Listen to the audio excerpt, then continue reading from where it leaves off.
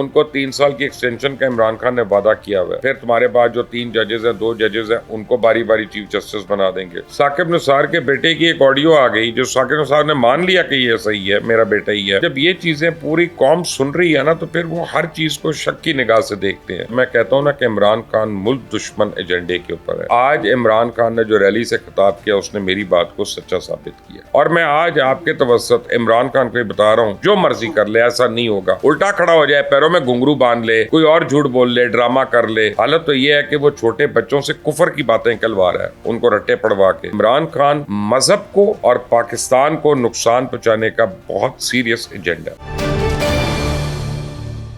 السلام علیکم ناظرین, آپ دیکھ رہے ہیں مبشر لقمان یوٹیوب چینل. میں ہوں مہوش تبسم. ناظرین, مریم نواز بہت گرجی برسی ہیں اور بڑے کھل کر انہوں نے خان صاحب کے اوپر الزامات لگائے ہیں. انہوں نے کہا ہے کہ پہلے وہ فوجی اسٹیبلشمنٹ کے کندھے پر بیٹھ کر آئے تھے اور اب عدالتی اسٹیبلشمنٹ کے تھرو آنا چاہ رہے ہیں. سر, انہوں نے یہ بھی کہا ہے کہ مسئلہ الیکشن کا نہیں ہے بلکہ ریٹائر ہونے سے پہلے الیکشنز کا ہے. سر, آپ کا کیا خیال ہے؟ مریم نواز نے جتنی باتیں کی اس پر آپ کیا کامنٹ کریں گے؟ دیکھیں, کافی اپنا اس میں زور لگتا ہے, دم لگتا ہے, کیونکہ مریم نواز نے جو باتیں کی ہیں بظاہر وہی سمجھ آتی ہیں, ورنہ جس طرح سے پرسنل ہوئے ہیں چیف جسٹس صاحب, فل کوٹ بھی نہیں کر رہے, ریفرنسز بھی نہیں سن رہے دوسرے ججز کے, یہ سارے کیس اپنے پاس لگا رہے ہیں, سو موٹو لے کے کوئی اور کیس سن رہے ہیں اس میں سو موٹو لے کے اپنے پاس لگا رہے ہیں. تو ان چیزوں کا کوئی بنتا نہیں ہے جب تک پرسنل نہ ہو. اب مریم نواز کا یہ کہنا ہے کہ جی ان کو 3 سال کی ایکسٹینشن کا عمران خان نے وعدہ کیا ہوا ہے کہ میں آ جاؤں گا تو میں تمہیں 3 سال کی ایکسٹینشن دے دوں گا. پھر تمہارے بعد جو 3 ججز ہیں 2 ججز ہیں ان کو باری باری چیف جسٹس بنا دیں گے. تو مریم بی بی نے تو بڑے سخت الزامات لگا دیے آج. میں تو پہلے دن سے کہہ رہا ہوں کہ چیف جسٹس صاحب کو چاہیے تھا کہ اس کیس سے اپنے آپ کو الگ کر لیں اور کسی اور سینئر جج کو اس کا بنا دیں, کیونکہ انہوں نے بڑا اچھا کریئر گزارا ہے, بڑا ٹینیور انہوں نے اچھا گزارا ہے. تو ان کو آخر میں 3 مہینے پہلے اس طرح کی باتیں سننے کی ضرورت نہیں. اور خاص طور جب ثاقب نثار کے بیٹے کی ایک آڈیو آ گئی جو ثاقب نثار نے مان لیا کہ یہ صحیح ہے, میرا بیٹا ہی ہے, اور وہ پیسے مانگ رہا ہے اس میں. تو جب یہ چیزیں پوری قوم سن رہی ہے نا تو پھر وہ ہر چیز کو شک کی نگاہ سے دیکھتے ہیں. تو میرا نہیں خیال کہ چیف جسٹس صاحب کو ضرورت ہے اس طرح کرنے کی. بہرحال باقی ان کی مرضی ہے, ہی از آل ان آل, وہ بادشاہ آدمی ہے, میں کیا کہہ سکتا ہوں. سر, خان صاحب نے لیکن آج ریلی سے خطاب کیا اور انہوں نے کہا کہ مذاکرات میں ہم یہ کہیں گے کہ 14 مئی سے پہلے اسمبلیاں توڑیں اور اس کے بعد الیکشنز کروائیں. اس بھول میں نہ رہیں کہ ہم انتظار کریں گے. اور انہوں نے اگلی حکمت عملی بھی ساتھ ہی بتائی ہے. وہ کہہ رہے ہیں کہ اگر انہوں نے آئین توڑا اور سپریم کورٹ کے چیف جسٹس کے خلاف یہ لوگ باہر نکلے تو ہم بھی عوام کو سڑکوں پر لے آئیں گے. سر, کیا کہیں گے آپ؟ ایک طرف مذاکرات کی باتیں, دوسری طرف اس طرح کی. اچھا ماوش, اب آپ ذرا غور سے سن لیں. جب میں کہتا ہوں نا کہ عمران خان ملک دشمن ایجنڈے کے اوپر ہے, تو آج عمران خان نے جو ریلی سے خطاب کیا اس نے میری بات کو سچا ثابت کیا. اب آپ سوچیں وہ کیسے, کیوں کہہ رہے 14 مئی سے پہلے اسمبلیاں اڑا دیں, پکڑ کے اڑا دیں اسمبلیاں. تو مئی, جون, جولائی, یہ تو پھر انٹرم گورنمنٹ ہوئی نا, ٹھیک ہے نا. اب انٹرم گورنمنٹ جو ہے وہ تو بجٹ ہی نہیں بنا سکتی, وہ بجٹ کیسے دے گی؟ اور وہ بجٹ جو بھی آنے والی گورنمنٹ ہے وہ اس کو امپلیمنٹ نہیں کرے گی. IMF وغیرہ یا باقی مالیاتی ادارے جن سے بھی ہماری ڈیلز ہو رہی ہیں وہ سارے کے سارے جو ہے نا انکار ہو جائیں گے. وہ کہہ دیں گے کہ بھائی پہلے الیکشن کرا لو, جب حکومت آئے گی اس کی لانگ ٹرم پالیسی پتہ چلے گی پھر ہمیں پتہ چلے گا. تو اگلا پورا سال جو ہے وہ آپ نے ملک کا رول کے رکھ دیا, تباہ کر دیا. یہ کس قسم کی حکمت ہے؟ آپ یہ کہہ دیں کہ یار جولائی میں کر لو بجٹ اناؤنس کرنے کے بعد, تو چلے میں کہوں کہ ان کی بڑی لیجٹیمیٹ ڈیمانڈ ہے. یہ پاکستان کو تباہ کرنے کے نقطۂ نظر سے یہ ساری ڈیمانڈ ہے 14 مئی والی. اور میں آج آپ کے توسط عمران خان کو یہ بتا رہا ہوں, کر لے یہ شوق پورا, نہیں ہونا ایسا. جو مرضی کر لے ایسا نہیں ہوگا. الٹا کھڑا ہو جائے, پیروں میں گھنگرو باندھ لے, کوئی اور جھوٹ بول لے, ڈرامہ کر لے. حالت تو یہ ہے کہ وہ چھوٹے بچوں سے کفر کی باتیں کلوا رہا ہے ان کو رٹے پڑوا کے, اور اس پہ خوش ہو رہے ہیں. اسٹیج پہ کھڑے ہو کے اس کے لیڈرز تالیاں بجا رہے ہیں, شرم بھی نہیں آتی ہے. اور میں اس لیے ذکر کروں, میں مذہب کے اوپر کبھی لوگوں سے اختلاف نہیں کرتا. میں سمجھتا ہوں کہ مذہب جو ہے نا وہ انفرادی چیز ہے, لیکن جب آپ ایسی چیزوں کو انڈورس کر رہے ہوتے ہیں اور پھر آپ اپنے آپ کو مسلمان کہہ رہے ہوتے ہیں خدا نخواستہ, تو پھر ہم سارے بھی پکڑ میں آ سکتے ہیں جو ایسی چیزوں پہ چپ رہے. تو عمران خان مذہب کو اور پاکستان کو نقصان پہنچانے کا بہت سیریس ایجنڈا. سر, لیکن انہوں نے یہ جو بات کی ہے کہ اگر ان لوگوں نے آئین توڑا اور چیف جسٹس کے خلاف یہ لوگ गए तो हम आवाम को सड़कों पर ले आएंगे। इससे क्या लगता है आपको कि खान साहब के माइंड में कहीं है, और क्या इन लोगों का कोई प्लान है कि ये आइन तोड़े? पहली बात तो ये कि आइन क्यों तोड़ेंगे? मेरे तक आइन तोड़ने का तो मतलब है मार्शल लॉ लगाना। आइन वो तो तभी मार्शल लॉ वो आइन अबेयंस में होगा ना। ये तो आइन के तहत हुकूमत चल रही है और आइन में तरामीम कर रही है, आइन रोज हमारा इम्प्लीमेंट हो रहा है, तो अब वो आइन क्यों तोड़ेंगे? तो ये बेकार की बातें हैं। और रैली निकालने की अब सकत नहीं है। इमरान में 25 मई को भी देख लिया था, उसके बाद भी देख लिया था। हाँ, वो टोलियां निकाल के इधर उधर पिकनिक करके डांस करके लड़कियों को नचा के, दूसरों की औरतों को, अपनी क्यों नहीं, नचा कर जो फन करना है वो कर लें। ढोल ताशे बटाशे पे घोड़ियाँ भी नाचती हैं, ये भी नाच लेंगी, ठीक है सर। लेकिन इस तरह मुज़ाकरात कैसे होंगे? क्योंकि जावेद लतीफ़ साहब भी इस तरह के बयान दे रहे हैं। वो कह रहे हैं कि किसी के दबाव में आकर दहशतगर्द टोले से अगर मुज़ाकरात करें तो ये मुल्क के दिफा के साथ समझौता करने के मुतरादिफ है। ख्वाजा आसिफ भी इस तरह की बातें करें। सर, फिर इस तरह कैसे मुज़ाकरात होंगे? दोनों तरफ से इस तरह के बयान आ रहे हैं। तो माविश, मैं तो आपको पहले दिन से कह रहा हूँ मुज़ाकरात नहीं होंगे और ये फेल होंगे। मैं आपको कब से कह रहा हूँ। इमरान खान ने जो शराइत रखी थी सबसे पहले मुज़ाकरात के लिए, वो बज़ाते खुद शराइत जो है मुज़ाकरात ना शुरू होने के लिए एक बड़ी ठोस दलील है। वो चाहते ही नहीं मुज़ाकरात करना। मुज़ाकरात किस बात पे करें, ठीक है ना। फिर वो कहते हैं जी हमारे जो इस्तीफे हमने दिए थे और जो मंजूर हो गए उनको भी कैंसिल कर दो और हमें वापस ले आओ। यानी आइन तोड़ने की तो खुद बातें कर रहे हैं। आइन के मुताबिक तो हर बात को गलत ये कर रहे हैं।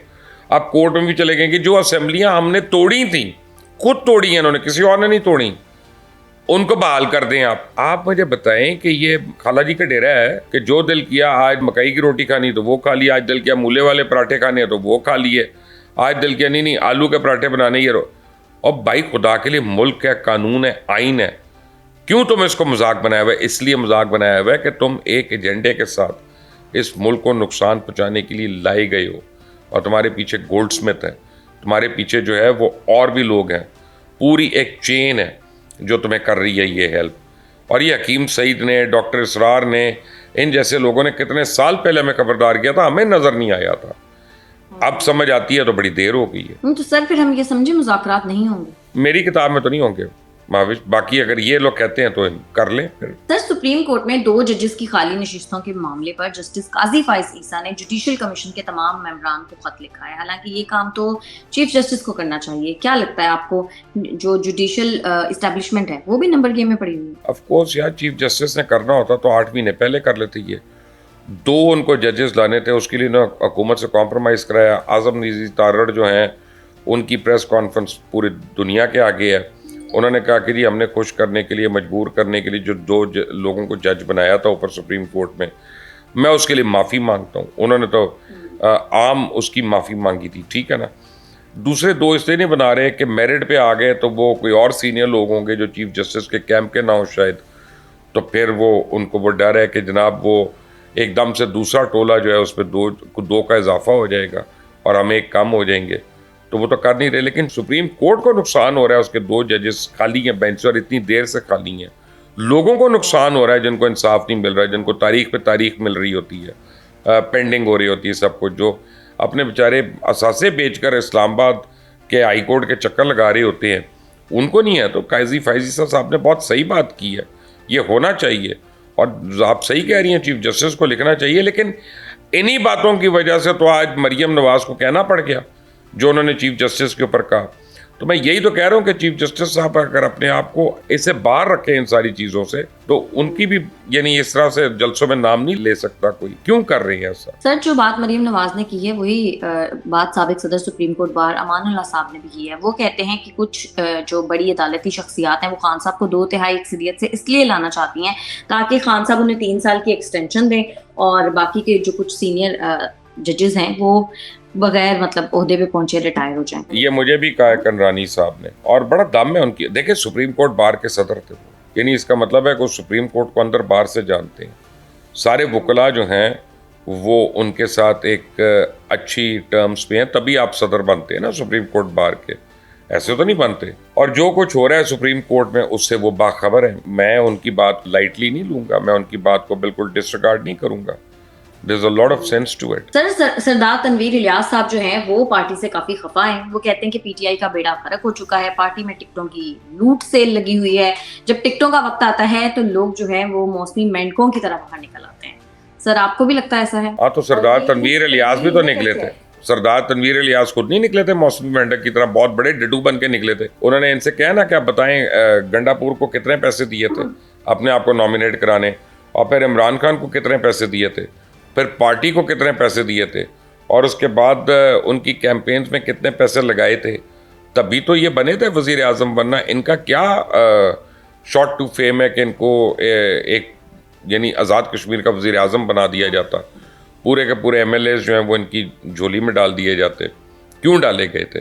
اور جو پرائم منسٹر جس کو ریپلیس کیا تھا وہ بہت اچھی ان کی کارکردگی تھی, اور وہ ہر دل عزیز تھے, اور وہ پی ٹی آئی کے اپنے تھے اور اسٹرینتھن کر رہے تھے پی ٹی آئی کو.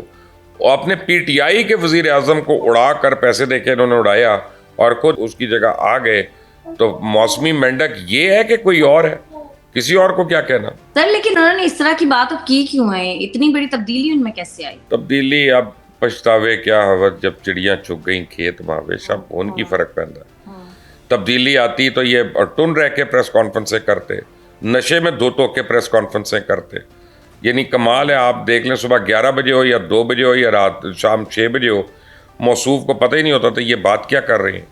یہ ابھی انہوں نے یہ بات کی ہے, اس پروگرام میں سوبر ہوں گے, اس کے بعد پھر دیکھ لینا ان کو, کسی وقت پتہ چل جائے گا آپ کو. سر, خان صاحب کے مشیر برائے اوورسیز پاکستانی امور عاطف خان نے ملاقات کی ہے امریکی کانگریس کے رکن ایڈم شیف سے, اور ان کو یقین دلایا کہ خان صاحب جو ہے وہ امریکہ کے خلاف نہیں ہے. سر, آپ کو کیا لگتا ہے کچھ فائدہ ہو سکتا ہے اس سب کا؟ بھائی اپنا ایبسولوٹلی ناٹ کا نعرہ کہاں گیا یہ تو بتائیں مجھے. اور میں تو آپ کو اس دن بھی کہا تھا کہ مذاکرات یہ کر رہے ہیں ایک کرپٹ سے, چور حکومت سے, بدماشوں کے ٹولے سے, جن کو بیک ڈور سے امریکن سازش کے تحت لایا گیا. پوری دنیا میں ایک بھی یوتیا نہیں ہے جس سے میں نے یہ سنا کہ ایبسولوٹلی ناٹ, چور ٹولے سے ہم نے مذاکرات نہیں کرنے. ٹھیک ہے نا؟ تو بھائی ان کا کوئی دین ایمان نہیں ہے, جس کے سامنے ہوتے ہیں اس کی تعریف کرتے ہیں, اسی کی جے جے ہوتی ہے. دوسری سائڈ پہ آتے ہیں, دیکھتے ہیں اس سے ہمارے ووٹ بینک میں اضافہ ہوگا, آ کے وہ نعرہ مار دیا, بعد میں جا کے معافی مانگ لیتے ہیں. کوئی فرق ہی نہیں پڑتا, ان کو عادت ہے یو ٹرنس کی. وہ تو خود کہتا ہے عمران کے جو یو ٹرنس دیتا ہے وہی بڑا لیڈر ہوتا ہے. تو ایسے آدمی جو 2 نمبری کر رہے اس کے متعلق میں کیا کہہ سکتا ہوں. بس ٹھیک ہے سر, ان کے متعلق نہیں کہیں, لیکن یہ بتا دیں کہ آپ کے خیال میں اب امریکہ کی طرف سے کوئی حقیقی مداخلت ہو سکتی ہے؟ نہیں, امریکہ کی طرف سے آپ ماوش خود کافی ہیں اپنے ملک کے لیے. جو ہم لوگ اپنے ملک کے ساتھ کر رہے ہیں, کوئی باہر والا کیوں ضرورت ہے اس کو برا بننے کی؟ ہم تو چلنے نہیں دے رہے اپنے ملک کو, کسی بھی طرح نہیں چلنے دے رہے. کہ وہ تو انڈیا بھی رک گیا سازشیں کرتا ہوا, اسرائیل بھی رک گیا, امریکہ بھی رک گیا, ہر ایک رک گیا پاکستان کے اوپر سازش کرنے کے لیے, کیونکہ ہم بغیر پیسوں کے ان کا کام کر رہے ہیں, دبا کر کر رہے ہیں. کیونکہ مجھے لگتا ہے ان کو یہ ہے کہ خود ہی دبا کریں. ہاں, جب خود ہی ہو رہا ہے تو ہمیں کیا ضرورت ہے برا بننے کی؟ ایسا ہی ہے, بالکل ایسا. ٹھیک ہے مبشر صاحب, بہت شکریہ آپ کا آج کے پروگرام کے لیے. ناظرین, آج کے پروگرام سے اتنا ہی. اگر آپ کو ویڈیو پسند آتی ہے تو چینل کو کر دیں لائک, سبسکرائب اور شیئر, اور اپنی قیمتی رائے سے ہمیں ضرور آگاہ کیجیے گا. ہم اجازت دیں, اللہ حافظ.